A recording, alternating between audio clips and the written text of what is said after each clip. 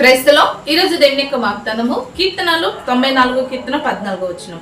యెహోవా తన ప్రజలను ఎడబాపు వాడు కాదు. దేవుడి వాక్యం నిమిషం కాక ఆమేన్. అవునండి, దేవుని యొక్క వాక్యం సెలవుస్తుంది. దేవుడు తన ప్రజలను ఎడబాయి వాడు కాదంటండి. తన ప్రజలకు దేవుడు ఎప్పుడు కూడా దగ్గరలోనే ఉంటాడు.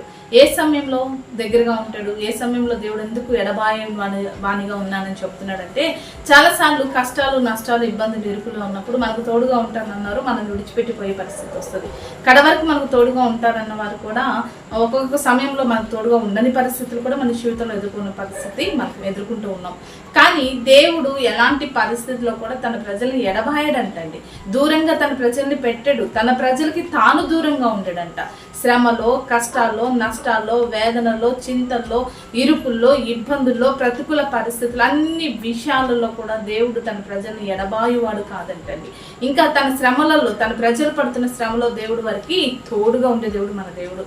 కాబట్టి నీకు ఎవరో నీ శ్రమలో దూరం అయ్యారని బాధపడకు. నీ శ్రమలో నీకు దగ్గరగా ఉండి నేను ఎడబాయని దేవుడు నీకు తోడుగా ఉన్నాడు. కాబట్టి నేను ఎడబాయని దేవుడి మీద నువ్వు ఆధారపడి ప్రతి పరిస్థితి నుంచి బయటపడు. అటు రీతిగా దేవుడు నిన్ను అన్ని విషయాల్లో ఆ పరిస్థితి నుంచి బయటకు తీసుకొచ్చి నీకు సమాధానం కలగచేయండి కాక ఆమేన్. ప్రార్థన చేసుకుందామండి. సకల ఆశీర్వాదాల కారణభూతుడమైన మా ప్రియపరలోకి తండ్రి, ఈ యొక్క ప్రార్థనలు చూసిన ప్రతి బిడ్డ జ్ఞాపకం చేసుకో. నీవు వారిని ఎడబాయి వాడు కాదని గ్రహించి నీ మీద ఆధారపడి ప్రతి శోధన నుంచి జయించే కృపను దయచేయమని యేసు నామములో ప్రార్థిస్తున్నాం తండ్రి ఆమేన్.